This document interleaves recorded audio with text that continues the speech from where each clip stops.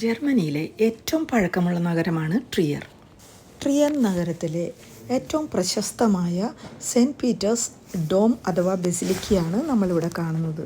ഈ പള്ളിയിൽ കണ്ട ഒരു കുരിശിനെ പറ്റിയാണ് ഞാൻ നിങ്ങളോട് ഇന്ന് പറയുന്നത്. ഈ കുരിശ് അറിയപ്പെടുന്നത് ലാംപഡൂസ കുരിശ് എന്നാണ്.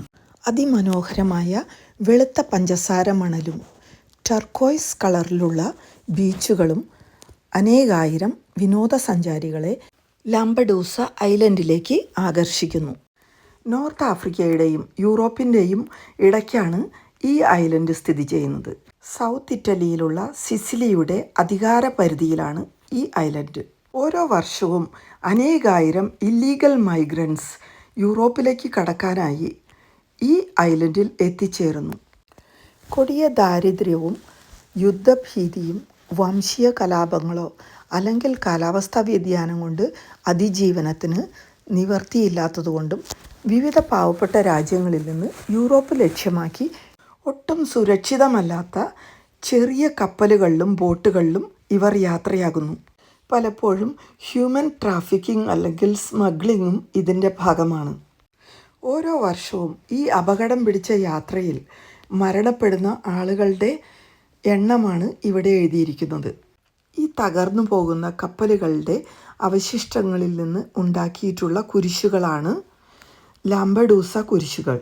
ഇത്രയും ഭയാനകമായ യാത്രയിൽ ജീവൻ നഷ്ടപ്പെട്ടവരെയും യാത്ര അതിജീവിച്ച് നിസ്സഹായരായി യൂറോപ്പിൽ എത്തിപ്പെട്ടവരെയും ഓർക്കുന്നതിനും ബഹുമാനിക്കുന്നതിനും വേണ്ടിയാണ് ഇത്തരം കുരിശുകൾ ഉണ്ടാക്കിയിരിക്കുന്നത്. സ്വന്തം നാട്ടിൽ ഉപജീവനത്തിന് യാതൊരു പ്രതീക്ഷയും ഇല്ലാത്തതുകൊണ്ടാണ് ജീവൻ പണയം വെച്ചും ദാരുണമായ ഇത്തരം യാത്രകൾക്ക് അവർ തുനിയുന്നത്.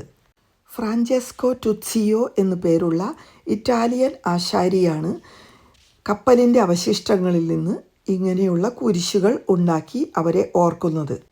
ഈ അഭയാർത്ഥികളെ പുനരധിവസിപ്പിക്കുന്നതിനും സഹായം എത്തിക്കുന്നതിനും ഫ്രാൻസിസ് മാർപ്പാപ്പ വളരെയധികം പങ്കുവഹിച്ചിട്ടുണ്ട്.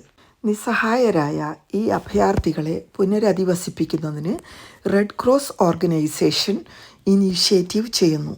ജർമ്മനി ഉൾപ്പെടെയുള്ള വിവിധ യൂറോപ്യൻ രാജ്യങ്ങളിലേക്ക് ഈ അഭയാർത്ഥികളെ പുനരധിവസിപ്പിക്കുന്നു.